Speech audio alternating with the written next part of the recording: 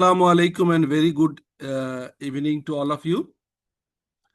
আজকে আমাদের একটা মাস্টার ক্লাস আমি চিন্তা করেছিলাম, যারা পিএফএস কোর্সে অলরেডি এনরোল করেছেন এবং অলমোস্ট শেষ পর্যায়ে আজকে আমার সাথে অলরেডি আপনার 10টা ক্লাস হয়ে গেছে, হয়তো আমার সাথে লাস্ট ক্লাস ছিল, প্লাস আইএসআইএফআরএস রিলেটেড কোর্সগুলোতে যারা পার্টিসিপেট করেন তাদের জন্য।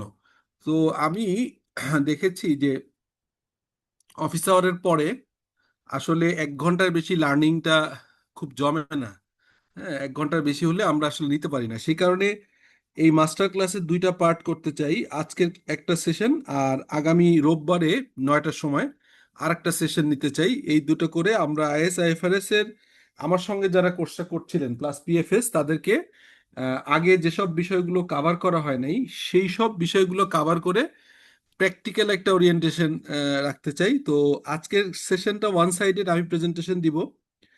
আর পিএফএস এবং আইএফআরএস কোর্সের জন্য যারা আমার এবং অন্য টিচারদের ক্লাসে জয়েন করেছেন তারা একটু নোট রাখবেন। টোটাল ক্লাসগুলোর ভিতরে কোন জায়গাগুলো আপনার কোনো কোশ্চেন আছে, সেটা হচ্ছে আগামী রোববারের ক্লাসে শুধুমাত্র এটা হবে কোশ্চেন অ্যান্সার সেশন। সেটা যদি আধা ঘন্টা হয় আধা ঘন্টা, সেটা যদি 1 ঘন্টা হয় 1 ঘন্টা, ম্যাক্সিমাম হয়তো 1 ঘন্টা, সোয়া 1 ঘন্টা পর্যন্ত টানতে পারি ম্যাক্সিমাম।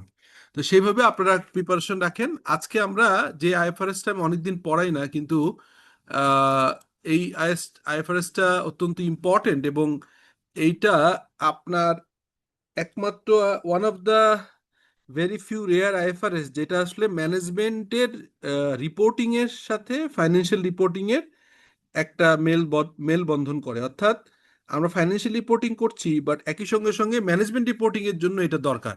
সো এই আইএফআরএসটার নাম IFRS 8 operating segment. So let start professional synopsis. আমরা আপনাদেরকে এই ইয়েটাও দিয়ে দিব আমি, টেকনোলজি ইউজ করে, এআই ইউজ করে যে ক্লাস নোট এবং এক্সাম্পল বানিয়েছি এটাও দিয়ে দিব। From management operating reporting two external segment disclosure. তার মানে এই আইএফআরএসটা আমি যেটা বলছিলাম এমন একটা আইএফআরএস যেটা ম্যানেজমেন্ট রিপোর্টিং, অর্থাৎ ম্যানেজমেন্ট রিপোর্টিং আর এক্সটার্নাল সেগমেন্ট ডিসক্লোজার, এইটা হচ্ছে এমন একটা জিনিস যেটা করলে আপনি হচ্ছে একই সঙ্গে সঙ্গে ম্যানেজমেন্টের বিজনেসের প্রফিটেবিলিটি কোন সেগমেন্ট থেকে কেমন আসে এটা বোঝা যাবে। So objective is very clear. IFRS 8 IFRS 8 is objective হচ্ছে এনটিটি কোন কোন ধরনের বিজনেস করে। এটা একটা বড় ইস্যু যে কি কি ধরনের বিজনেস একটা অর্গানাইজেশন করে, business activities. And then business অ্যাক্টিভিটিসের ফাইন্যান্সিয়াল ইফেক্ট, কোনটায় কেমন প্রফিটেবিলিটি, ইকোনমিক এনভায়রনমেন্ট কিভাবে এন্ট্রিতে প্রভাবিত করে, অর্থাৎ আপনি যে ব্যবসা করছেন তার প্রতি 3 বছর 5 বছরে ব্যবসার সেগমেন্ট যে পরিবর্তন হয়, অর্থাৎ একটা মিনিট, ব্যবসার যে ইকোনমিক কন্ডিশন চেঞ্জ হয়, সেই চেঞ্জের সঙ্গে সঙ্গে আবার ব্যবসা কিভাবে প্রভাবিত করে। যেমন আহ, ধরেন 17 বছর, 16-17 বছর যাবত একটা গভর্নমেন্ট ছিল, এরপরে 1.5 বছরের জন্য আর একটা গভর্নমেন্ট ছিল, নতুন একটা গভর্নমেন্ট এসে আপনার হাফ ইয়ার অর্থাৎ 6 মাস কভার করে ফেলছে। সো এই গভর্নমেন্টের সময় বিজনেসের যে আপনার সব সব ব্যবসা ভালো হয়েছে তা না, কিছু কিছু ব্যবসা হয়তো তাদের পলিসি প্রসিডিওর এটার জন্য ভালো হয়েছে। ইন্টারিম গভর্নমেন্টের সময় একরকম চলেছে, এখনকার যে গভর্নমেন্ট 6 মান্থের মতো অলরেডি আছে, হ্যাঁ, তাদের এখানে আমরা দেখতে পেলাম কি, যে রিনিউয়েবল এনার্জি, তারপরে হচ্ছে আহ, নতুন করে আপনার ট্রি ট্রি প্ল্যান্টেশন বা অ্যাগ্রো বিজনেস, এক্সপোর্ট ওরিয়েন্টেড বিজনেসের আবার একটা ডিফারেন্ট ডাইমেনশন তৈরি হয়েছে। সো এইটা যখন আমি সেগমেন্ট রিপোর্টিং করব একটা অর্গানাইজেশনের, তখন আমি বুঝতে পারবো যে তার প্রফিটের ট্রেন্ডটা কোন সেগমেন্ট থেকে কেমন যাচ্ছে। হয়তো আপনারা এখনো সেগমেন্ট কথাটাই খুব একটা বুঝবেন না, বাট আমি একটু পরেই ক্লিয়ার করব, এখানে সবই ক্লিয়ার থাকবে। তারপরে কি হলো, সেগমেন্টের সেগমেন্টটা ভাগ করবেন কোন বেসিসে, এটা কি প্রফিটের বেসিসে, অ্যাসেটের বেসিসে, নাকি হচ্ছে রেভিনিউর বেসিসে। সো এই জিনিসটা আমরা দেখবো যে সেগমেন্ট রিপোর্টিং এর প্রক্রিয়াটা কি, কিভাবে আমরা এটা ভাগ করব, ঠিক আছে।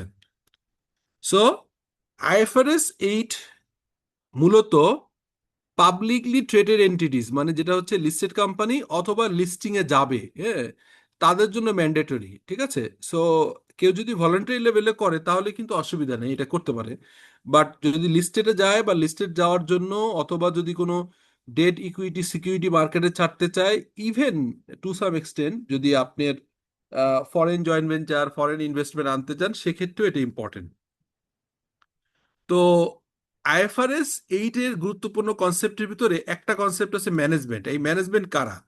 এই ম্যানেজমেন্টটা একটা বড় কনসেপ্ট, এটা লাগবে আমাদের, কারণ ম্যানেজমেন্টই ডিসিশন নিবে এখানে, ম্যানেজমেন্টের ডিসিশনটা ইজ ভেরি ইম্পর্টেন্ট। সেই কারণে ম্যানেজমেন্টটা আমরা এখানে দেখব। তো আইএফআরএস 8 এর অন্যতম ফান্ডামেন্টাল প্রিন্সিপাল হচ্ছে external segment reporting should be reflected how management actually reviews and manages the business. তার মানে এইখানে একটু আগে যেটা বলছিলাম, যে আমরা জানি যে ম্যানেজমেন্ট রিপোর্টিং, ম্যানেজমেন্ট অ্যাকাউন্টিং বলে একটা টার্ম আছে, ঠিক আছে, যেটা হচ্ছে ম্যানেজমেন্ট নিজেরা করে। এক্সটার্নালি কোনো ফাইন্যান্সিয়াল স্টেটমেন্ট তৈরি করার ইম্প্যাক্টের সাথে ইন্টারনালি ম্যানেজমেন্ট রিপোর্টিং এ কিছু ডিফারেন্স থাকে। বাট এই আইএফআরএসটা একটা বললাম যে দুইটা মিলে একসাথে হয়ে যাচ্ছে। কিরকম একসাথে হচ্ছে? যে ম্যানেজমেন্টের যে বিজনেস সেগমেন্ট দেখার যে দৃষ্টিভঙ্গি, সেটা এক্সটার্নাল রিপোর্টিং এর সঙ্গে একই ক্রাইটেরিয়া হয়ে যাবে। তো এখন আমরা এখানে আসলে জিওগ্রাফিক্যাল বিজনেস বুঝাইনি, ধরেন আপনার 3টা দেশে কান্ট্রিতে ব্যবসা আছে, সেইটা ইম্পর্টেন্ট কিনা, নাকি হচ্ছে কোন এসবিইউ। যেমন আমি সুপারস্টারের যদি একটা কনসার্ন ধরি, যে সুপারস্টার একটা কনসার্ন, তো সুপারস্টারের একটা কনসার্নের ভিতরে আপনার সুপারস্টারের একটা ব্যবসা কনসার্ন, তার ভিতরে কি কি আছে ওই ব্যবসাটায় ধরেন আছে হচ্ছে লাইট, মানে লাইট বিক্রি করে, আর একটা আছে ইলেকট্রিক ফ্যান তৈরি করে, আর আর একটা ধরেন সুইচ সকেট, ঠিক আছে।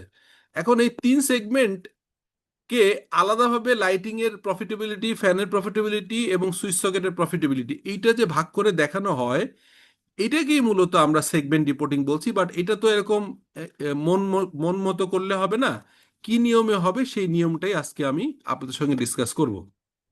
তো এখন আসেন যে আপনার এক্সটার্নাল সেগমেন্ট কিভাবে হয়, আর এই ডিসিশনটা নিবে যারা, তাদেরকে বলা হয় চিফ অপারেটিং ডিসিশন মেকার। এই জিনিসটা আমরা কিন্তু আমাদের অর্গানাইজেশনে অলরেডি, যারা আপনারা কাজ করেন আপনারা জানেন, যারা বড় ভালো অর্গানাইজেশন মানে যাদের হচ্ছে এমএনসি কালচারে বা কর্পোরেট গভর্নেন্স আছে, তাদেরকে বলে ম্যানকম। ম্যানকম মানে হচ্ছে সিনিয়র এমপ্লয়ি উইথ ওনারদের, ওনারদের হয়তো 1-2 জন পার্টিসিপেট করে ইন দ্য বিজনেস, যেমন ধরেন এমডি অথবা ডিএমডি, এমডি এবং ডিএমডি এই লেভেলে হয়তো থাকে, আর সিএক্সও সিরিজ অর্থাৎ সিইও, সিও, সিএফও এরা জয়েন করে।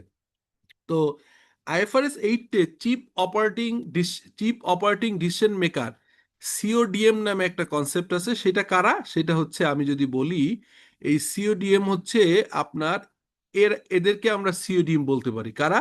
এই দেখেন, যেমন একটা অর্গানাইজেশনের CEO, managing director, EC member, executive board member, chief operating officer, অথবা আপনার এখানে অনেক সময় দেখা যায় যে সিওডিএম এ আপনার সিএফও, হ্যাঁ, তারপরে সিওও, এরা আছে অবশ্য সিও, এরাই হচ্ছে মূলত এর ভিতরে ঢুকে। তো আমরা এই আইএফআরএস 8-এ একটা নতুন জিনিস শিখলাম, যেটা হয়তো আপনারা জানতেন না, সেটার নাম হচ্ছে chief operating decision maker. So এটাকে চিফ অপারেটিং ডিসিশন মেকার বলে, সেটা আমরা বুঝলাম যে এদেরকেই সাধারণত চিফ অপারেটিং ডিসিশন মেকার বলা হয়। তো সোফার আমরা বুঝলাম যে আমাদের ব্যবসাগুলোর যদি একাধিক ধরনের ব্যবসা থাকে, তো সেই একই লিগ্যাল এন্টিটির আন্ডারে একাধিক ব্যবসা থাকলে সেগুলোকে সেগমেন্ট রিপোর্টিং করতে হবে কি হবে না, হলে কোন বেসিসে হবে, এই জিনিসগুলো আমরা দেখব। আর এখানে একটা বিষয়, এটা কাদের জন্য এটা জরুরি, এটা হচ্ছে চিফ অপারেটিং ডিসিশন মেকারদের জন্য জরুরি জানাটা, ঠিক আছে, ডিসিশন নিবে। So, একটা এক্সাম্পলটা এরকম, যে একটা এবিসি গ্রুপ, এবিসি একটা গ্রুপ মানে একটা তাদের লিগ্যাল এন্টিটি, ধরেন এবিসি আরএমজি পিএলসি, তাদের গ্রুপের নাম। তারা কি কি ব্যবসা করে? গার্মেন্টস, টেক্সটাইল, তারপরে কনজিউমার প্রোডাক্ট, রিয়েল এস্টেট, এই কটা তারা ব্যবসা করে। এখন এই ব্যবসাগুলো যে তারা করে, সেই ব্যবসাগুলোর কি হবে, তাদের রেভিনিউ প্যাটার্নটা নিচে দেখেন দেয়া আছে, যে গার্মেন্টস এর টার্নওভার 500 কোটি টাকা, প্রফিট হচ্ছে 60 কোটি টাকা, অ্যাসেট আছে 400 কোটি টাকা। টেক্সটাইলের রেভিনিউ 300, প্রফিট 30, 250 কোটি টাকার হচ্ছে অ্যাসেট। কনজিউমার প্রোডাক্ট অর্থাৎ সাবান, পেস্ট এগুলো বিক্রি করে, এরকম 100 কোটি টাকা রেভিনিউ, 15 কোটি টাকা প্রফিট। তার জন্য অ্যাসেট এমপ্লয়েড করা আছে, অ্যাসেট দেওয়া আছে হচ্ছে 120। রিয়েল এস্টেট হচ্ছে 50 কোটি টাকা রেভিনিউ, 5 কোটি টাকা প্রফিট, অ্যাসেট ইউজ করে 300 কোটি টাকা।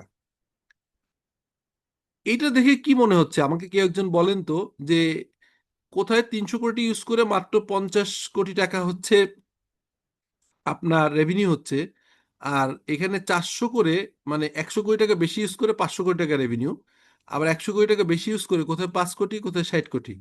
তো এইভাবে যদি আপনারা সেগমেন্ট রিপোর্টটা প্রপারলি না দেখানো যায়, তাহলে প্রবলেমটা হবে যে ম্যানেজমেন্ট আসলে ডিসিশন নিতে পারবে না যে কোন ব্যবসায় কি পরিমাণ ইনভেস্টমেন্ট বাড়াইতে হবে, কোন ব্যবসার প্রফিটেবিলিটি ভালো, সেই বিজনেসের এক্সপানশনটা করবে। রেদার যে বিজনেসের ইনভেস্টমেন্ট অনেক বেশি, প্রফিটেবিলিটি কম, সেটা প্রয়োজনে বাদও দিতে পারে। সো এই ডিসিশন মেকিং গুলোও কিন্তু এই আইএফআরএস 8 সেগমেন্ট রিপোর্টিং এর মাধ্যমে ওনারদের সামনে, বোর্ডের সামনে এগুলা আসবে।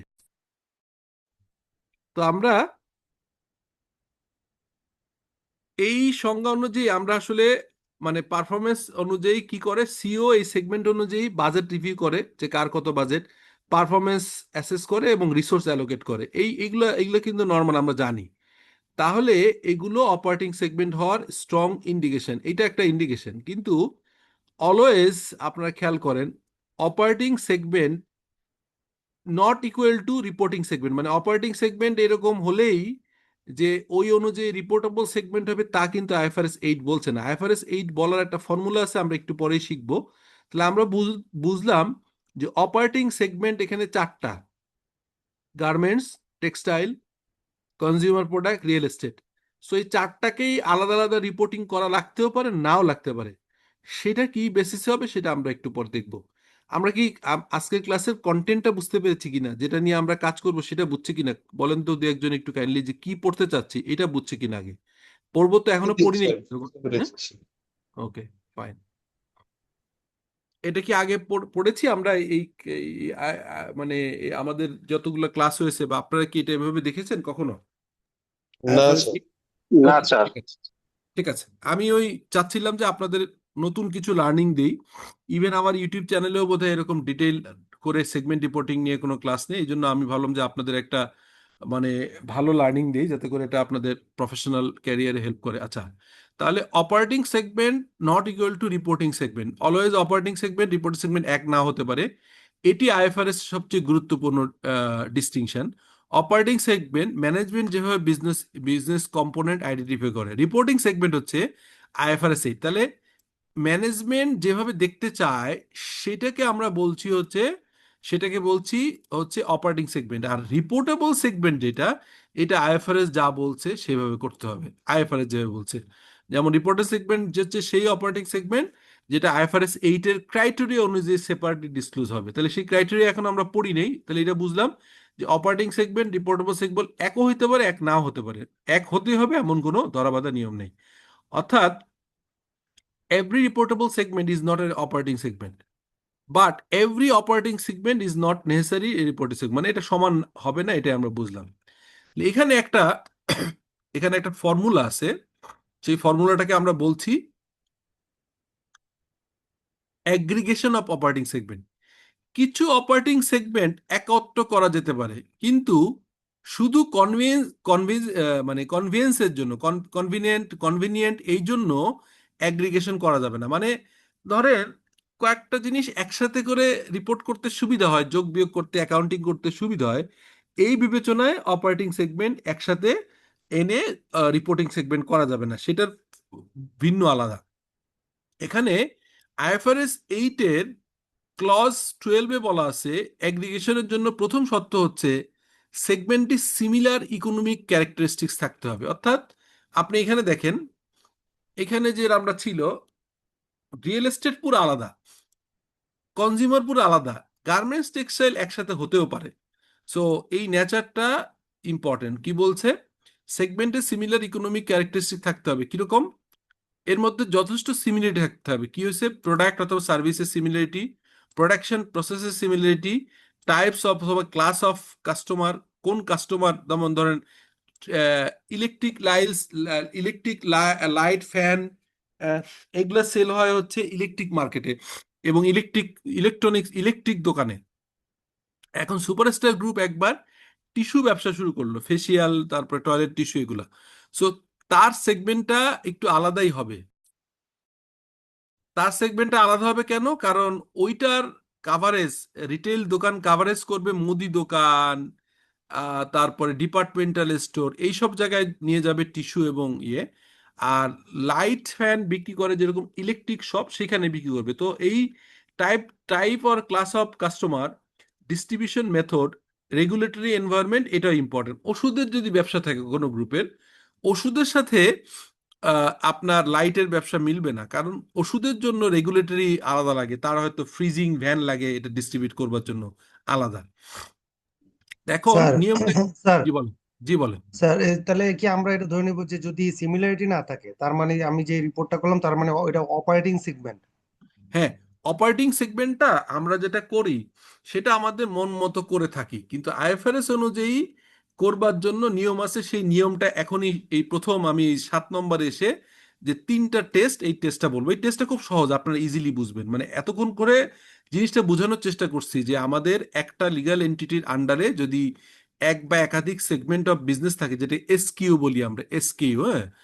তো এই এই ডিফারেন্ট ডিফারেন্ট এসকিউ যদি থাকে বা ডিফারেন্ট ডিফারেন্ট প্রোডাক্ট থাকে, তাহলে সেগুলোকে কি বেসিসে, কোন ফর্মুলায়, কিভাবে আমরা একত্রে করব নাকি আলাদা রিপ্রেজেন্ট করব, সেটা আইএফআরএস 8 বলেছে। তো এটা আমরা এতক্ষণ কনসেপ্ট দিয়ে ধারণা অনুযায়ী বলছিলাম যে একই ধরনের বিজনেস একসাথে করব বা করতে পারি, নাও করতে পারি, জেনারেল ডিসকাশনগুলো করলাম। এবার এসে আমরা বলছি যে আইএফআরএস 8-এ যে থিওরি বলছে, যে ফর্মুলা বলছে, সেই ফর্মুলাটা এখন চলে গেলাম। So no more general discussion, now very specific mathematical terms, যেটা হচ্ছে আইএফআরএস 8-এ বলছে, ঠিক আছে? তো এখানে এটাই হচ্ছে আইএফআরএস 8-এর সবচেয়ে ইম্পর্টেন্ট নিউমেরিক্যাল এরিয়া। কোন কোন অপারেটিং সেগমেন্ট নিচের যে কোনো একটি টেস্ট মিট করলে সাধারণত একটি রিপোর্টিং সেগমেন্ট হয়, অর্থাৎ একটা অপারেটিং সেগমেন্ট সেইটাই রিপোর্টেবল সেগমেন্ট হবে কিনা, তার মানে একটা অপারেটিং সেগমেন্ট সেইটা ই সেটাই আবার রিপোর্টেবল সেগমেন্ট হবে কিনা, সেটা বোঝা যাবে হচ্ছে এই টেস্টগুলো দিয়ে। একটা টেস্টের নাম রেভিনিউ টেস্ট। কি রেভিনিউ টেস্ট?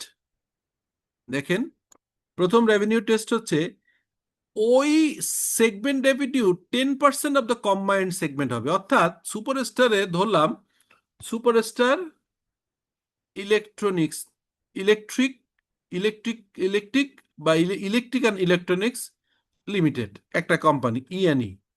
তো এই ইএনইর ভিতরে ফ্যান আছে, লাইট আছে, আর হচ্ছে সুইচ সকেট আছে, ঠিক আছে? এখন ফ্যান যদি টোটাল সেল, এই তিনটা মিলে টোটাল সেল হচ্ছে 100, ফ্যান যদি হয় 8%, আট মানে 100 কোটি টাকা টোটাল সেল, আর ফ্যান সেল হচ্ছে আপনার 8 কোটি, তাহলে ফ্যানকে আলাদাভাবে দেখানোর প্রয়োজন হবে না, কারণ এই প্রথম টেস্টটা বলছে সেগমেন্টের রেভিনিউ 10% অথবা বেশি হইতে হবে। অর্থাৎ লাইটে ধরলাম লাইটে ধরলাম হচ্ছে আপনার 18%, আর সুইচ সকেট ধরলাম হচ্ছে 39%। তাহলে লাইটকে আলাদা দেখাইতে হবে, সুইচ সকেটকে আলাদা দেখাইতে হবে, ফ্যানকে আলাদা দেখানোর প্রয়োজন নেই, কারণ এটা এই যে 10% অথবা অ্যাভব, এই যে ফর্মুলা, সেই ফর্মুলার টেস্টে ফ্যান আসেনি। অর্থাৎ ফ্যানকে আমরা আপাতত এই যতদিন পর্যন্ত টোটাল রেভিনিউ 10% এক্সিড না করে, ততক্ষণ পর্যন্ত আলাদাভাবে আমরা এই এই অপারেটিং সেগমেন্টকে রিপোর্টিং সেগমেন্টে কনভার্ট করব না। এটা অপারেটিং সেগমেন্ট, ঠিক আছে, ফ্যান আলাদা, লাইট আলাদা, সুইচ সকেট আলাদা, এটা অপারেটিং সেগমেন্ট হিসেবে ঠিক আছে। কিন্তু ফাইন্যান্সিয়াল অ্যাকাউন্টিং এ আপনার রিপোর্টিং সেগমেন্ট হিসেবে আসতে গেলে এইটা টোটাল সেলের 10%-এর বেশি, 10% অথবা বেশি হইতে হবে। এবার বোঝা গেল? জিনিসটা ক্লিয়ার বোঝা গেছে? জি স্যার। ওকে, খুব ইন্টারেস্টিং, হ্যাঁ, খুব ইন্টারেস্টিং জিনিস। আপনারা আপনাদের অর্গানাইজেশন এটা ইমপ্লিমেন্ট করতে পারবেন। আচ্ছা, তাহলে আমরা দেখলাম যে এখানে রেভিনিউ হচ্ছে এক্সটার্নাল রেভিনিউ। আচ্ছা, আরেকটা আছে, আপনারা তাহলে বলেন তো এক্সটার্নাল রেভিনিউ রেভিনিউ বলছে কেন? ইন্টারনাল রেভিনিউ কোনটাকে ইন্টারনাল রেভিনিউ বলে বলেন তো দেখি? যদি নিজস্ব কনসার্নের মধ্যে সেল করা হয় তাহলে এটা ইন্টারনাল রেভিনিউ। আর যদি বাইরের কোনো পার্টির কাছে অথবা কোম্পানির কাছে বিক্রি করা হয় তাহলে ওটা এক্সটার্নাল রেভিনিউ। ভেরি গুড, একদম ঠিক কথা। যেমন আমি আপনাদেরকে বলি, সুপারস্টারে যেহেতু আমি অনেকদিন ছিলাম এই জন্য সুপারস্টারের উদাহরণটা দেই, আমি এটার অপারেশন সম্পর্কে আমার মুখস্থ।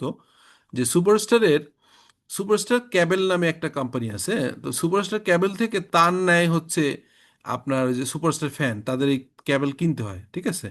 সুপারস্টার ক্যাবেল থেকে এই যে মানে ক্যাবেল কিনে, তাহলে সুপারস্টার ক্যাবেল থেকে সুপারস্টার ফ্যান যদি ইন্টারনালি কেনা বেচা করে, সেইটাকে এই আমরা এটাকে এক্সটার্নাল বলবো না, এক্সটার্নাল বলবো হচ্ছে যেটা মার্কেটে বিক্রি হয়। ইউ আর রাইট, আপনি একদম পারফেক্টলি বলছেন, ঠিক আছে। তাহলে ইন্টারনাল কনজাম্পশনকে আমরা সেল হিসেবে ধরবো না। ফর্মুলাটা কি? Segment revenue divided by total revenue. তাহলে টোটাল রেভিনিউ একটু আগে হিসাব করলাম যে 8 কোটি টাকা ছিল, 100 কোটি টাকা হচ্ছে গ্রুপের সেল মানে ওই কোম্পানির সেল, আর 8 কোটি টাকা হচ্ছে আপনার ওই ফ্যানের সেল। 8 কোটি টাকা যেহেতু 8%, বিলো 10%, অতএব এখানে ফর্মুলা হবে না। এটা গেল টেস্ট ওয়ান। এরপরে আসেন, তাহলে এইটার একটা, এইটা আপনারা একটু বলেন তো দেখি, আপনারা বলতে পারবেন কিনা এইটা এইটা এইটা একটু বলেন তো, একটু মুখস্থ করেই বলেন তো যে এখানে আমরা ধরে নিলাম যে একটা বিজনেসের 5টা অপারেটিং সেগমেন্ট আছে, এ বি সি ডি ই। এই 5টা অপারেটিং সেগমেন্টের প্রত্যেকটা কি রিপোর্টিং ইয়ে হবে কিনা, আপনার হচ্ছে রিপোর্টিং সেগমেন্ট হবে কিনা বলেন তো? স্যার সবগুলা রিপোর্টিং সেগমেন্ট হবে না, যদি 10%-এর বিলো হয় তাহলে ওটা রিপোর্টিং সেগমেন্টে আসবে। রাইট, তাহলে দেখেন এখানে আপনার টোটাল সেল হচ্ছে এই কটা যোগ করলে 110 হয়। তাহলে 110-এর 10%, সরি 1100 টাকা, 1100 কোটি। 1100 কোটির 10% হচ্ছে 110, তাহলে 110 হলে এইটা হবে, আমরা বুঝতে পারছি, এ হবে, বি হবে, সি হবে, ইভেন ডিও হবে, কিন্তু এইটা হবে না, ই হবে না। সো তাহলে টোটাল সেল তো আমরা দেখাবোই, সঙ্গে সঙ্গে সেগমেন্ট রিপোর্টিং এ 4টা আলাদা সেগমেন্ট করতে হবে, কিন্তু এই লাস্টেরটা হবে না। এর সাথে একটা 75% থ্রেশহোল্ডের একটা বিষয় আছে, আমি একটু পরে আলাপ করতেছি, সেটা আমি একটু পরে বুঝাই দিচ্ছি। এটা মাথায় রাখেন যে এইটুকু একটু বলি যে এটা 100 হলে তাহলে 1100 মাইনাস হচ্ছে 70, তাহলে হয় হচ্ছে 1030। এই 1030 ডিভাইডেড বাই 1100, এইটা করলে অলমোস্ট 90% প্লাস হবে।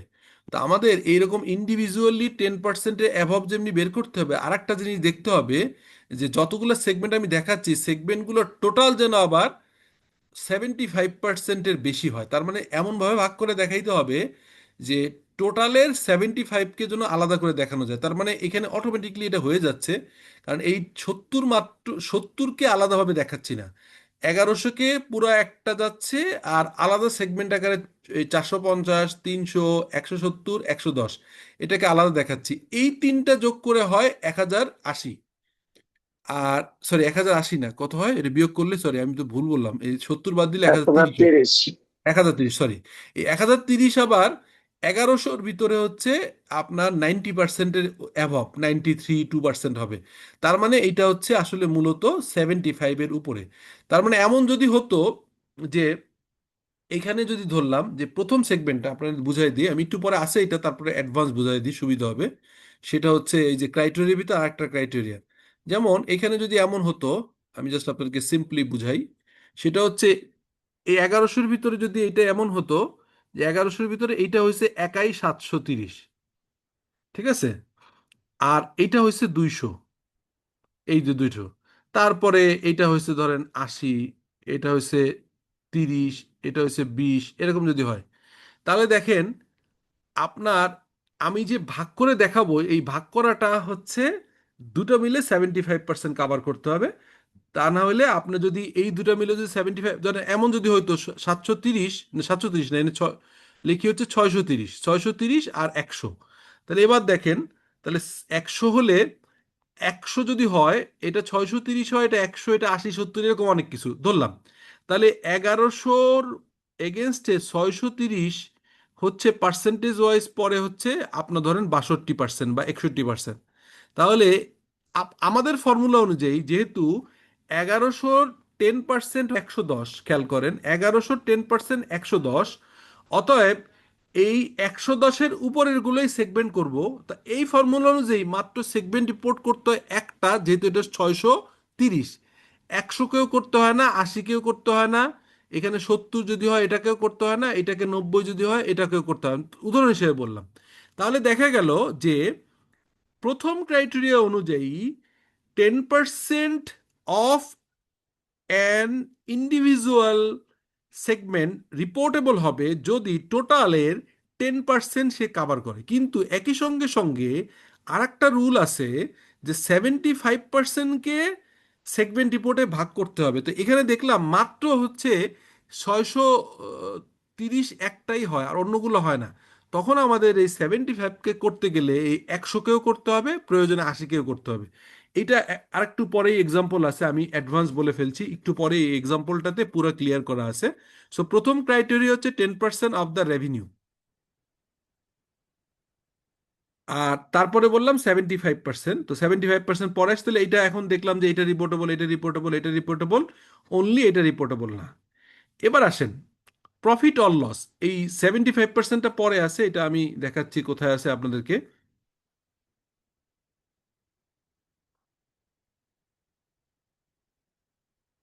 এই যে 75% টেস্টটা পরে আছে, এটা পরে বুঝাচ্ছি, এটা একটু পরে আসি।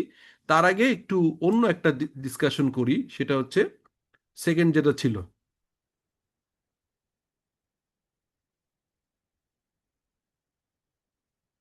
টেস্ট টু হচ্ছে প্রফিট অর লস। এখন দেখেন এটা peculiar scenario.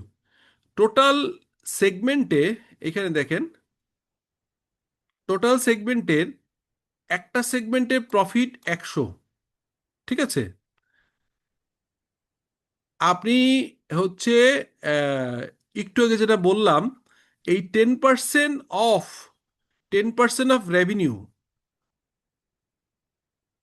10% of revenue, 10% of profit and 10% of asset.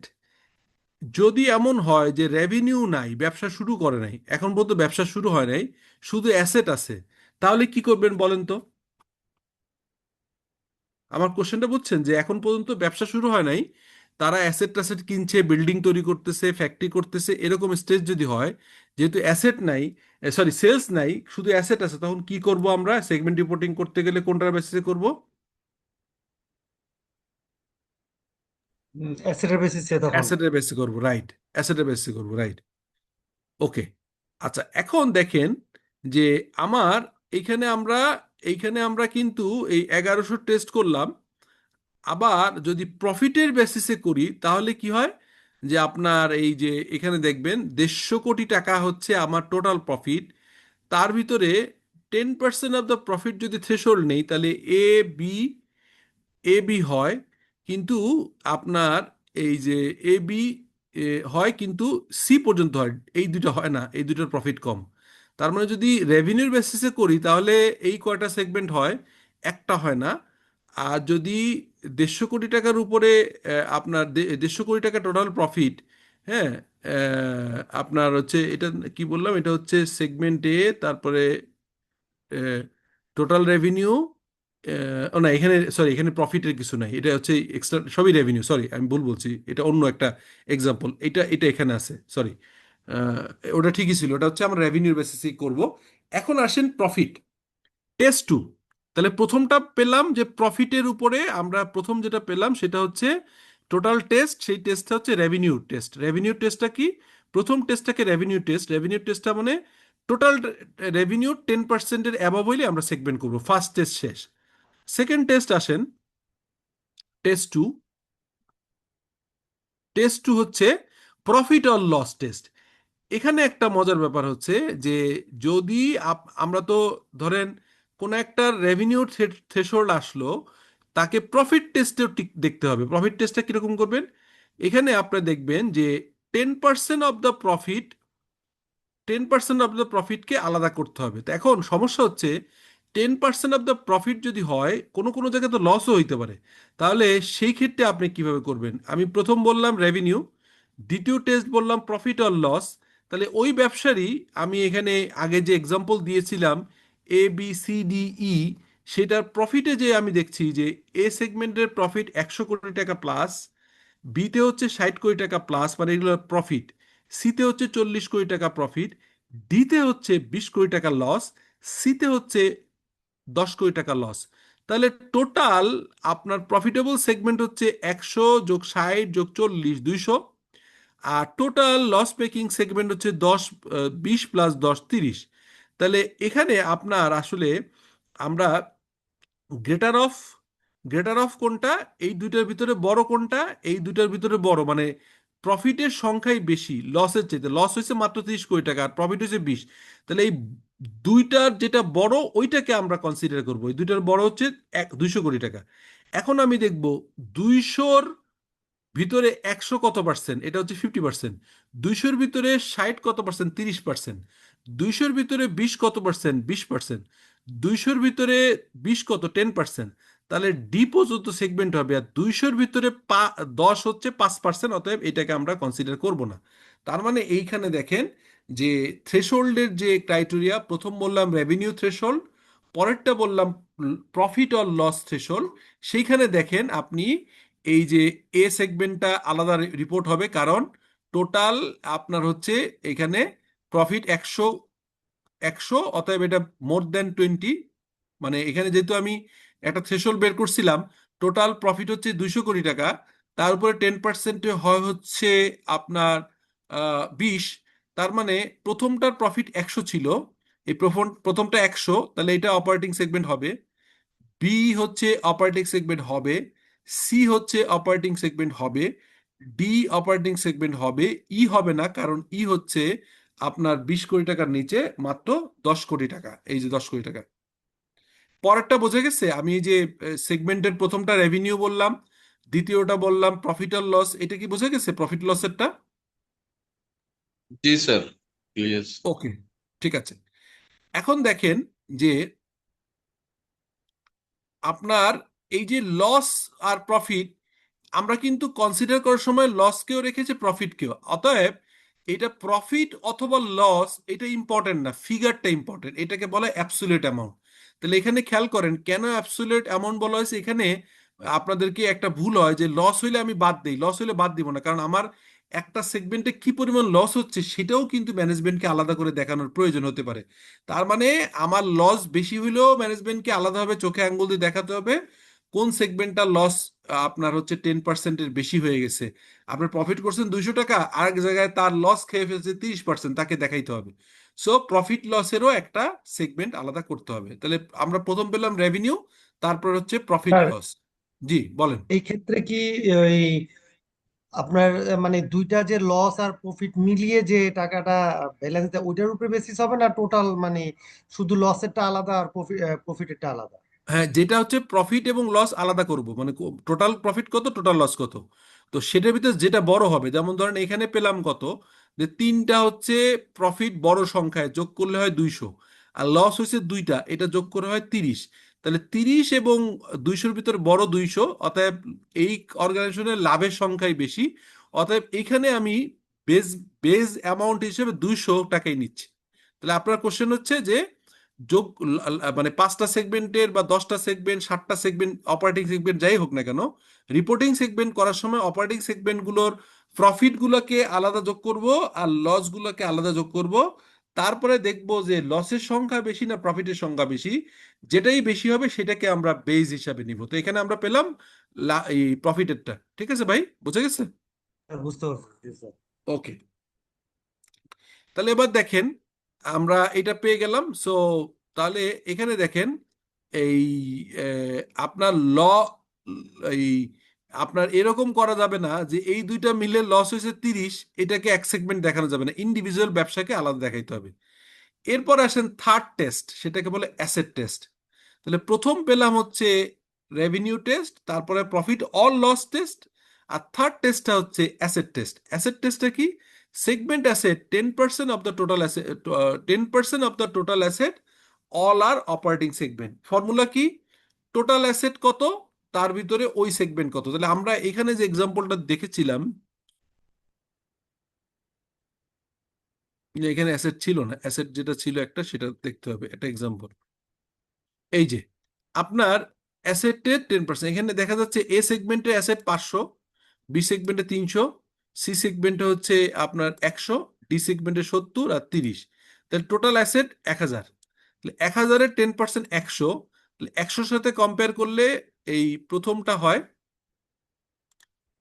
100-র সাথে কম্পেয়ার করলে এ সেগমেন্ট হয়, বিও সেগমেন্ট হয়, সিও সেগমেন্ট হয়, ডি হয় না, ই হয় না।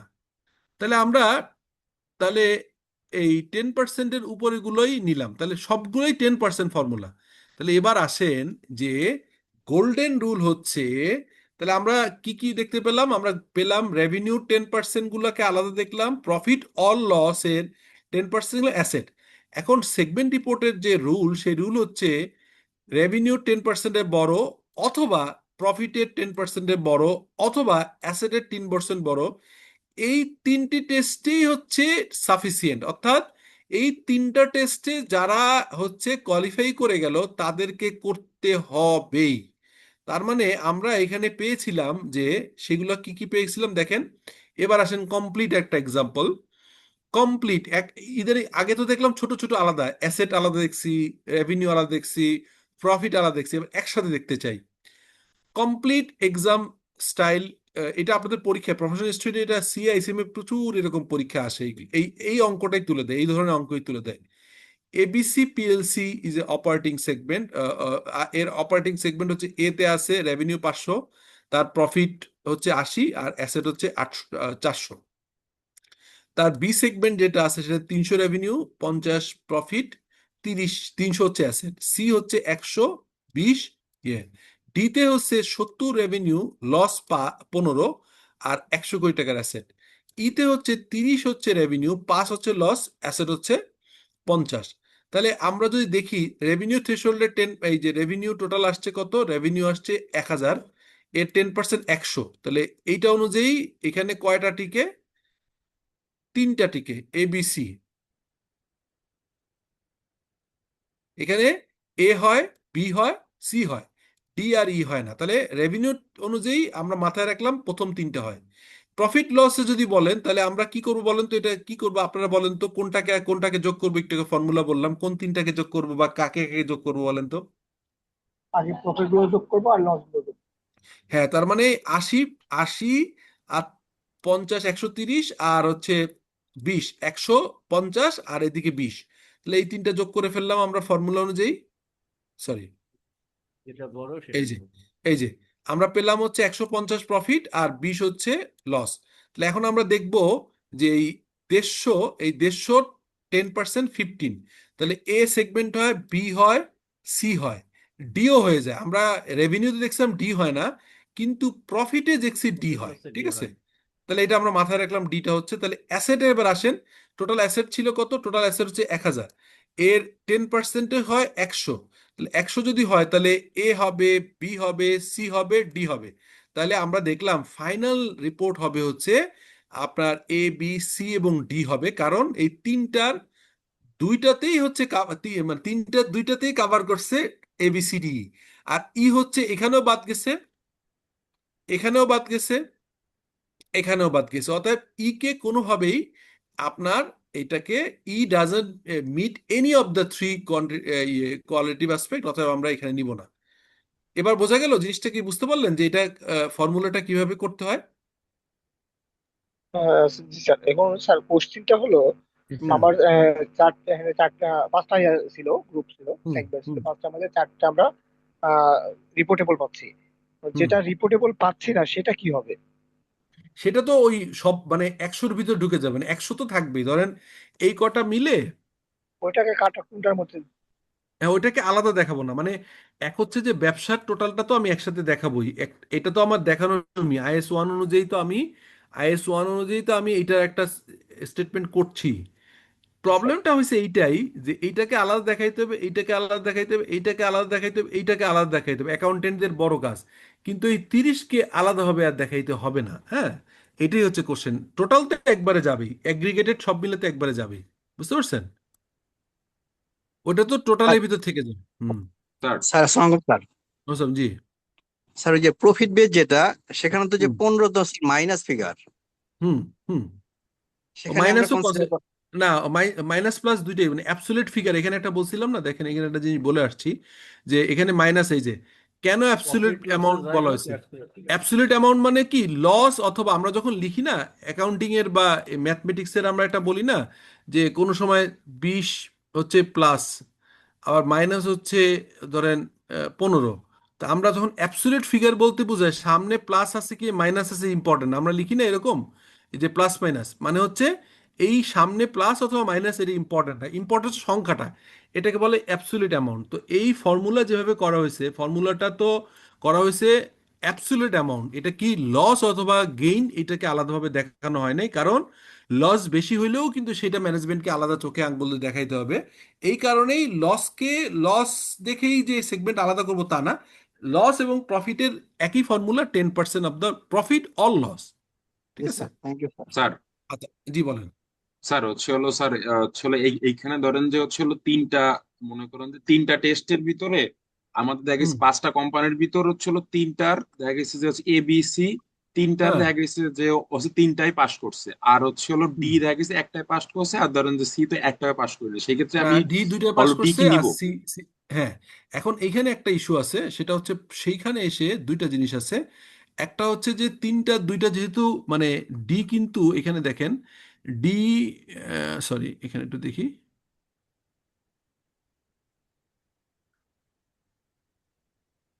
এই যে আমার এখানে উদাহরণটা কই, এই যে আমরা এখানে এবিসিডির ডি হচ্ছে এই রেভিনিউ থ্রেশহোল্ডে আসে নাই, কিন্তু ডি আবার প্রফিট প্রফিট লস থ্রেশহোল্ডেও আসছে, আবার অ্যাসেট থ্রেশহোল্ডেও আসছে। ঠিক আছে? জি অতএব স্যার। ডি কিন্তু, ডি হচ্ছে মাত্র এক জায়গায় আসেনি, এই জন্য ডি কে মানে দুইটা যেহেতু আসছে, দুইটাতে আনতেই হবে। ঠিক আছে? ই তিনটায় ফেল করছে, অতএব ই কে আনা লাগবে না। এখন এইখানে আবার একটা ইস্যু আছে, যে সেই ইস্যুটা হচ্ছে 75%, প্রথমে বললাম। সেটা কি, এটা একটু আলাপ করলে পুরো জিনিসটা ক্লিয়ার হবে। আমরা তো মানে আলাদা আলাদাভাবে অ্যাসেট, রেভিনিউ, প্রফিট নিয়ে আলাপ করছি, এবং এটা দেখেছি যে তিনটা টেস্ট করে এক জায়গায় দেখলাম তিনটায় সে ফেল করে, অতএব তিনটা সেকে আলাদা সেগমেন্ট দেখাইতে হবে না। আর মানে পাঁচটা তিনটা সবগুলো সেগমেন্টে পাস করে, আর ডি হচ্ছে দুইটায় পাস করে একটায় ফেল করে। তারপরে আমরা নিয়েছি যেহেতু ম্যাক্সিমাম গুলো সে পাস করছে। এছাড়াও আর একটা ছোট্ট কনসিডারেশন আছে, ওকে বাট স্যার, একটু এই জায়গায় একটু বলি স্যার, ডি জি, যদি দুইটাই পাস না করে একটাই পাস করতো তাহলে কি নিতাম তাহলে না? তাহলে নিতাম না। সেটা নিতাম কিনা, ওকে। সেই নিতাম নিতাম কিনা শেষ অ্যান্সার দিয়ে আগে আর একটা কোশ্চেন আছে, এই জন্য আমি ওইটা অ্যান্সারটা দেইনি, এখন দিব। এই দেখেন, সেটা নর্মালি বাদ দেয়া যেতে পারে, কিন্তু আরেকটা কাহিনী আছে, সেই কাহিনীটা হচ্ছে লেজুর দেওয়া আছে, এটা 75% টেস্ট। তার মানে এই 75% টেস্ট কি, এটা অত্যন্ত গুরুত্বপূর্ণ। ধরা যাক সেগমেন্টেড 10% টেস্ট মিট করেছে, কিন্তু কম্বাইন্ড এক্সটার্নাল রেভিনিউর যে হচ্ছে এক্সটার্নাল সেগমেন্ট রিপোর্টিং, সেখানে 75-এর কম পেয়েছে। তার মানে আমি একটা মজার ঘটনা বলি, আপনারা দেখলে বুঝবেন। এইটা হচ্ছে আমাদের উদাহরণটা ছিল। তাহলে আসেন একটা জিনিস খেয়াল করেন, আমরা এবার 75% টেস্ট করি, তাহলে আমরা সেগমেন্ট হিসেবে কোনটা নিছি, এটাকে নিয়েছি, এইটাকে। তাহলে হচ্ছে আপনার 1000-এর ভিতর 30 বেশি, তাহলে 970 ডিভাইডেড বাই 1000, তাহলে কত পেলাম? 97, সরি কত, 97% না? জি স্যার। না, হ্যাঁ 97%। ওকে, এখানে কি হলো, এখানে দেখেন টোটাল আপনার অ্যাবসলিউট ফিগারে যদি আসেন 150 আর হচ্ছে 20, 165, মানে সরি, এখানে টোটাল ছিল কত, টোটাল ছিল হচ্ছে আপনার এই যোগ করে 150 আসছিল, 150। তো 150-র ভিতরে আমি হচ্ছে এইটা, এটাও কাভার করে, কারণ অলরেডি 75%, এইটা যোগ করলে তো 100 হয়ে যায়, মানে এই তিনটা যোগ করলেই 150 হয়ে যায়, তার মানে 100% এটা হয়ে গেছে। আমি প্রফিট যদি ধরি, আর লস যোগ করলে তার বেশি হবে। অ্যাসেটে আসেন, অ্যাসেটের এই এটা যোগ করলে আসে 950। ঠিক আছে, 950, আর টোটাল কত, 100, মানে 1,000, তাহলে কত আসবে? 95%। তার মানে দেখা গেল যে সি কে অটোমেটিকলি বাদ দিতেই হচ্ছে, কারণ আমার যে আলাদাভাবে সেগমেন্ট দেখাবো সেটা যেন অল টুগেদার 75-এর নিচে না চলে আসে, সেটার একটা কন্ডিশন আছে। তো আমি এই ডি কে বাদ দিলেও কিন্তু 75%, এটা কিন্তু ডি কে বাদ দিলেও 75% হয়ে যেত। অতএব ডি যদি আমার দুইটা পাস না করে একটাই পাস করতো, তাহলে আমি ইজিলি ড্রপ করতে পারতাম, কারণ ডি কে বাদ দিলেও যে তিনটা সেগমেন্ট দেখাবো এই তিনটা যোগফল 75%-এর বেশি হয়ে গেছে। আমি কি এবার বুঝাইতে পারছি আপনার জিনিসটা, যিনি কোশ্চেনটা করছিলেন? জি স্যার, বুঝতে পারছি স্যার। হচ্ছে হলো আর কি স্যার, এই ক্ষেত্রে কি হচ্ছিল, প্রফিট, রেভিনিউ এবং হচ্ছে অ্যাসেট প্রত্যেকটা ক্ষেত্রেই হচ্ছে আমাদের ক্যালকুলেশন করে দেখতে হবে যে আমরা যদি হ্যাঁ ডি রে হ্যাঁ বাদ দিই তাহলে হ্যাঁ 70%-এর উপর যাচ্ছে কিনা। হ্যাঁ হ্যাঁ, জি জি জি, মানে 75% উপরে রাখতে হবে এটা। দেখা গেছে। জি, হ্যাঁ স্যার। 75% করতে যে দেখা গেল যে 8%-এর থ্রেশোল্ডটাও নিতে হইতে পারে কোনো কোনো ক্ষেত্রে। কারণ কেমন হবে কিভাবে বুঝাই, ধরেন আমি একটু আগে যে এক্সাম্পল, একটা অ্যাবসার্ড এক্সাম্পল দিলাম, যে আটটা সেগমেন্ট, তার কোনোটাই হচ্ছে মানে মিলে টিলে আপনার 75% হচ্ছে না। 75% না হলে তখন হয়তো 8-এরটাও নিতে হতে পারে, 7-এরটাও নিতে হতে পারে। এটার মানে কি বলেন বলেন তো? 70% কেন করছে? কারণ কারো যদি ব্যবসা হয় অনেকগুলা 20টা সেগমেন্ট, এখন সে তাহলে যদি দেখা যায় 20টার ভিতরে মাত্র 3টা বা 4টা আলাদা 10% থ্রেশহোল্ড টাচ করছে, তাহলে সে ইজিলি 3টা করে বেরোয় যাবে। কিন্তু ম্যানেজমেন্টকে সে কিন্তু একটা অনেক কিছুই মানে সেগমেন্ট রিপোর্টের যে উদ্দেশ্য ম্যানেজমেন্টের সামনে যেন অ্যানালাইটিক্যাল ফিগার আসে, তাহলে সে কিন্তু মাত্র 3টা দেখায় পার পায় গেল 20টার ভিতরে। কিন্তু তখন তাকে দেখতে হবে 3টাকে যে আলাদা দেখাইছে এই 3টা যোগ করে কি আলাদা 75% অফ দ্য টোটাল রেভিনিউ আলাদাভাবে দেখাইছে কিনা। যদি 75% টাচ না করে, তাহলে তাকে এই 75% ফুল করতে যে প্রয়োজনে 7-6 পর্যন্ত নিতে হবে। আমি এবার বুঝতে পারছি কিনা, ক্লিয়ার জিনিসটা? জি স্যার, এইটা স্যার পুরো ক্লিয়ার হয়েছে। কিন্তু স্যার হচ্ছে হলো আগে যেটা বললেন স্যার, আমরা হ্যাঁ হচ্ছে ওই যে তিনটা সেকশন যে বললেন না স্যার, হ্যাঁ হচ্ছে হলো হ্যাঁ হ্যাঁ প্রফিট, অ্যাসেট এবং হ্যাঁ স্যার হ্যাঁ হচ্ছে আমরা স্যার প্রত্যেকটা দেখলাম যে ঠিক আছে, হচ্ছে দুইটার ভিতর 75% 10%, হলো দুইটা কাভার করছে। জি জি হ্যাঁ। কিন্তু স্যার হচ্ছে হলো একটাই হচ্ছে অল কাভার করতেছে না, সেই ক্ষেত্রে কি করবো স্যার? সেই আচ্ছা, ক্ষেত্রে এখানে যাবেই না। এখানে একটা জিনিস বলি আপনার, একটা মজার ব্যাপার। জি স্যার। মিনিমাম কত করতে হবে বলা আছে, ম্যাক্সিমাম কি বলা আছে? আপনি খেয়াল করেন, না। মিনিমাম 75%। তার মানে আপনি যদি ওই তিনটার দুইটা আসার কারণে আমি একটা নিলাম আর কে নিলাম না, সে কোনোটাই পাস করে নাই। হ্যাঁ, এখন জি স্যার। ধরেন আপনি দুইটার একটা পাস করলো আর দুইটা ফেল করলো, হুম। তারপরে 75 টাচ করে না, তাহলে তো অটোমেটিক ঢুকবে। তাহলে আপনি যদি এমন আসে তিনটা টেস্টে দুইটা ফেল করছে, একটা পাস করছে, আবার 75% ওকে ছাড়াই হয়ে যাচ্ছে, তারপরেও আমার সাজেশন হচ্ছে ওকে আলাদা দেখানো যেতে পারে। কিন্তু এটা তখন আপনার বদান্যত হবে, কিন্তু অডিটর চেক করবে if it is a listed company are you the auditor is testing whether you complaining the IFRS 8 or not. তখন তারা দেখবে যে তিনটার মিনিমাম দুইটা টাচ করছে প্লাস 75% টাচ করছে, তাহলেই তাকে এটা ম্যান্ডেটরি করতে হবে। আর এমন যদি হয় যে তিনটা দুইটা করছে আর টোটাল ওইটা ছাড়াই 75%-এর বেশি হয়ে যাচ্ছে, তখন সেটা বাদ দিলেও কিন্তু বুঝাইতে পারবে। তার মানে এই রুলটা অনেকটা প্রিন্সিপাল বেস, তো এমন না যে এটা করলে একদম অনেক ধরনের বড় ব্যর্থ হয়ে গেছে, মানে একদম উল্টাপাল্টা।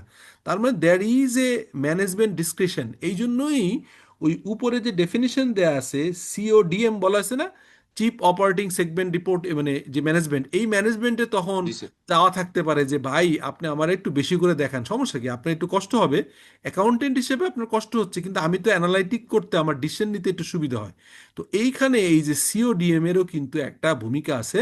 প্লাস অডিটর যারা দেখবে, অডিটর বলবে যে ভাই আপনি ডিসক্লোজার বেশি দিলেই তো ভালো, কম দিচ্ছেন কেন?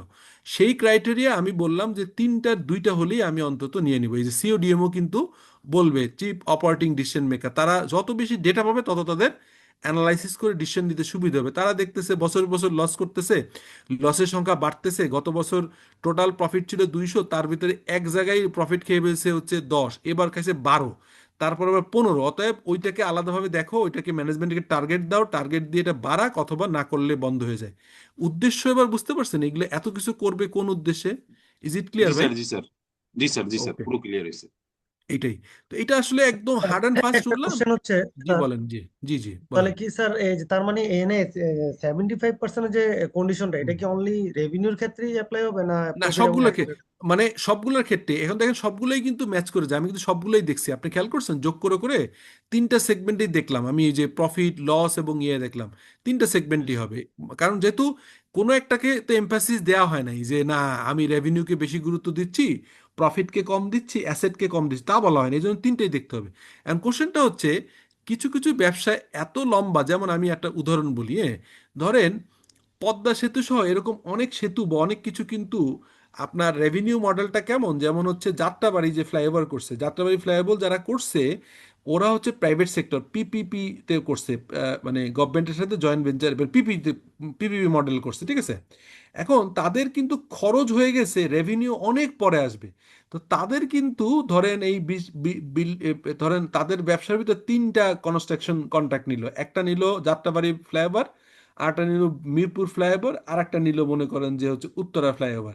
তার কোনোটাই রেভিনিউ শুরু হয়নি, প্রফিট তো আসার তাহলে চান্সই নেই। জি তখন স্যার। তাদের সিগমেন্ট রিপোর্টিং অনলি অ্যাসেট হবে। তাহলে অ্যাসেট, লাভ, লস, এই জন্য তিনটেই অপশন দেওয়া আছে, বুঝাতে পারছি আপনাকে, যে জি তিনটেই স্যার। দেখতে হয় এই কারণে যে অনেক সময় অন্য হয়ে যায়, যেন অ্যাসেট প্রচুর লাভ কম, এইভাবে চেঞ্জ হয়ে যায়। ঠিক আছে ভাই। স্যার জি স্যার। ওকে, জি স্যার, Okay. ক্যালকুলেশন ঠিকই তিনটে আছে, কিন্তু হ্যাঁ ফাইনালি 75% দিয়ে একটা কন্ট্রোল দিয়ে দিছে যে হ্যাঁ হ্যাঁ কমপক্ষে হ্যাঁ 75% আমাকে রেপোর্ট করতেই হবে। এক্স্যাক্টলি এক্স্যাক্টলি, আপনি রাইটলি ধরছেন, এইটাই কোশ্চেন যে আলাদা কোনো 75%-এর উপরে হলে তাদের ওই ওই তিনটা প্রজেক্ট আলাদাভাবে। হ্যাঁ হ্যাঁ হ্যাঁ 75% নিচে হলে তার আরেকটা অ্যাড করতে হবে। 75% কেন দিছে যে এমন মানে যাতে করে কোনো ইম্পর্টেন্ট জিনিস চোখের বাইরে না চলে যায়, যেন 75 দিয়েও একটা জিনিস টেস্ট করার চেষ্টা করছে না, যে 75%। যেমন এখানে দেখেন, ধরা যাক এখানে খেয়াল করেন, একটা এক্সাম্পল দিয়ে বুঝেছি, হ্যাঁ? এই যে 75% তো আমি নিজে উদাহরণ বানালাম, এখানে উদাহরণ বানানো আছে। ধরা যাক 75% টেস্টেড প্রফেশনাল এক্সাম, ধরা যাক টোটাল রেভিনিউ 1,000 কোটি টাকা, 10% টেস্টে পাস করছে এ, বি আর সি। এতে 300, 200 আর 150। তা তিনটা যোগ করা হয় 650। 650 ইজ 65%। সো 75% কাভার করে না, তখন দেয়ারফর আরও অপারেটিং সেগমেন্টকে রিপোর্টেবল সেগমেন্ট পরে তারা তাহলে আরও একটা অ্যাড করে করবে। এই তিনটার পরে, এই তিনটা গেল হচ্ছে, তিনটার পরে 4 নম্বরটা ছিল 100। তাহলে এই 4 নম্বরটাতে দেখেন 100 যোগ করায় হয়ে গেল কত, 750।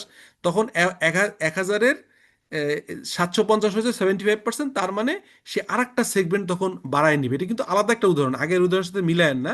এই উদাহরণটা দিছি এরকম যে সেগমেন্ট আছে A, B, C, D, E, F, 6টা সেগমেন্ট তার আছে। প্রথম তিনটাকে রিপোর্টেবল সেগমেন্ট আকারে চলে আসছে অটোমেটিকলি থ্রেশহোল্ডে, রেভিনিউ, অ্যাসেট, প্রফিট লস, সেটা যে কোনোভাবেই এটা আসছে, আসার পরে যোগ করে দেখলেন যে এই তিনটাকে আলাদাভাবে সেগমেন্ট রিপোর্ট করছেন, এই তিনটার যোগফল 65 আসে। এই পরেরটা কাভার করার জন্য এখন তখন আমি পরের সেগমেন্ট, যেটা আলাদাভাবে হয়তো রিপোর্টেবল সেগমেন্ট হিসেবে দাঁড়ায় নাই, বাট 75% মিলানোর জন্য এটাকেও করতে হবে। এটাই হচ্ছে আমার মূল বলার উদ্দেশ্য। এখন আরো বোঝা গেছে না ক্লিয়ারলি জিনিসটা? স্যার স্যার স্যার আমার একটা কথা পুরোপুরি স্যার clear। হুম। জানার, স্যার ওই লাস্টের যে উদাহরণটা দিলেন স্যার ডি ই হ্যাঁ। এফ, হুম এখন ধরেন স্যার আমার ডি তে আপনার এখানে 100 আছে, এফ তে আছে 80। হুম। যদি আমার ডি তে 80 থাকে সেক্ষেত্রে তো স্যার 75 পূরণ হবে না, ও সেক্ষেত্রে তখন তখন তো আরেকটা নিতে হবে, ইউ তখন ওই যে চলে আসবে, হ্যাঁ ইটাও তখন নিতে ইও হবে। ইও নিয়ে আসবে, রাইট। এটা পুরো সায়েন্স কিন্তু। তারপরে একটু আগে আপনি বললেন না, আমাদের একটা কোশ্চেন করলেন যে এটা কি 75% প্রত্যেকটা হবে, সেটার অ্যান্সার আমি রেখেছি। আপনাদের কোশ্চেন যা আসতে পারে এটা পুরাটাই এভাবে করা। এবং আইএফআরএস তো আসলে কারোর গায়ে জোর দিয়ে বানানো না, সব ম্যাথমেটিক্যালি প্রুফ করা যায়। আইএফআরএস এর কিন্তু ভুল ধরতে পারলে আপনি বরং পুরস্কার পাইতে পারেন, কারণ এখানে সারা পৃথিবীর থেকে আমার থেকে ভালো জানা আইএফআরএস, কারণ আমি তো প্রতিবার অ্যাপ্লাই করি, এখনো ঢুকতে পারিনি। যে যে আইএফআরএস এর যে আইএসবি আইএফআরএস ফাউন্ডেশনের যে 145 জন মেম্বার বাংলাদেশ থেকে এখন কেউ নাই, ওইটাতে ঢোকার জন্য কিন্তু আমি ইন্টারেস্ট শো করে রাখি, খালি চিঠি দিই। কেন? আমি চাই যে সরাসরি ওদের এইটাতে যেন ঢুকতে পারি, হ্যাঁ এটা মেকিং টিমে। তো তার মানে আমাদের থেকে বেশি জানা লোকজন সারা পৃথিবীর সমস্ত রিপোর্টিং চেক করে এটা ভুল, মানে কোনো ভুল হইলে ঠিক করার চেষ্টা করে, প্রতি বছর কারেকশন করে। তার মানে এটা ইরেশনাল কিছু করবে না, এটা আমরা বুঝতে পারি। আমরা হয়তো বুঝতে ভুল করতে পারি, কিন্তু এটা। এবার আসেন very important, 75% is not a threshold for each segment. ওই যে একটু আগে আপনি বললেন না, আমি বললাম যে তিনটেই চেক করছি, এইটা দেখেন এইখানে এসে ক্লিয়ার হবে যে আপনি কিভাবে এটাকে কোনটাকে প্রায়োরিটি দিবেন। একটু আগে যেটা বললাম, আমি একটু আগেই বলছি আপনাদের, কিন্তু আপনি কোশ্চেন করছিলেন, আমি কিন্তু নিচে অ্যান্সার আছে আমি জানি, এবং আমি চাইছি যে আপনারা এই অ্যান্সার দেখে আরো নলেজটা কনফার্ম হয়। Very important, 75% is not a threshold for each segment. Student often misunderstand a segment must 70% revenue to be reportable. Wrong. 75% apply combined external revenue or reportable segment. It covered the test, not individual segment test. হ্যাঁ, তার মানে হচ্ছে আপনি এই যে কোনো, মানে ধরেন আপনি যদি আপনার তিনটার ভিতরে যেটা এই এই তিনটা যে আছে, আপনার তিনটার ভিতরে আমাদের কাছে এই ব্যবসার ধরন অনুযায়ী প্রফিট লস এটা একটু উইক মনে হচ্ছে, কারণ কোনোটা প্রফিট কোনোটা লস, এটা 75% করা কঠিন। আমি বুঝাইতে পারছি কিনা? আমি যখন করছিলাম তখন এটা মিলাইতে পারছিলাম না, কারণ এটা যেমন স্ট্রেট ফরওয়ার্ড করা যায়, এটা যদি 1000 হয়, এটা যদি 1000 হয়, তাহলে এইটা এই দুইটা যোগ করলে হয় হচ্ছে 80%, এইটা যোগ করলে হয় হচ্ছে 90%, এইটা যোগ করলে হয় 97%, 97%। আর এইটা যোগ করলে হয় হচ্ছে 95%, এই কটা যোগ করলে। কিন্তু এইটা করাটা একটু টু সাম এক্সটেন্ট ঝামেলা। সেটা কি, যে এটা হচ্ছে কোনোটা লাভ কোনোটা লস, অতএব এইখানে আইএফআরএস বলে দিচ্ছে এইটাকে তুমি বাদ দাও, এটাকে তুমি কনসিডার না করলেও চলবে। এবার বোঝা গেছে যে ম্যান্ডেটরি যে করতেই হবে তা না, 75%-এর ভিতরে আপনাকে ফ্রিডম দেয়া আছে, যে এইটা যেহেতু একটা লস একটা প্রফিট, এমনও তো হইতে পারে যে প্রফিট হয়েছে, যে সেগমেন্টগুলো যোগ করে প্রফিট হয়েছে 55% আর লস হয়েছে 45% ব্যবসার, তাহলে এটা তো করা কঠিন, সেই কারণে এইটা করতে হবে না। তখন আপনি এই দুইটাকেই দেখতে পারেন, অথবা যে কোনো একটা, যদি রেভিনিউ না থাকে তাহলে অ্যাসেট ধরে করলে হবে, আর অ্যাসেট রেভিনিউ থাকলে দুইটা আপনি করে দেখতে পারেন, বাট লসটাকে এখানে এক্সাম্পশন দেওয়া আছে। এবার কি আর একটু ক্লিয়ার হয়েছে আপনার কোশ্চেনের অ্যান্সারটা? আপনি যে কোশ্চেন করছিলেন স্যার তিনটাই দেখতে হবে কিনা? ওকে জি স্যার, স্যার। প্রফিট আচ্ছা, থাকলে আর কোনো সমস্যা ছিল না হ্যাঁ, সব। প্রফিট সবগুলো প্রফিট হলে তো আপনি একটা বেঞ্চমার্কিং ইজি হইতো, কিন্তু কোনটা লাভ কোনটা রাইট লাভ রাইট। এটা বাদ, ঠিক আছে? সো দেখেন কত ইন্টারেস্টিং, আমি যে এই 1 ঘন্টা আমাদের ক্লাস নিলাম, আপনারা কিন্তু খুব এনজয় করলেন এই জিনিসটা। একটু যেহেতু প্রথম আজকে দেখলেন, আজকে আমরা যারা এখানে 52 জন আছি তার প্রত্যেকের জন্যই অলমোস্ট প্রথম।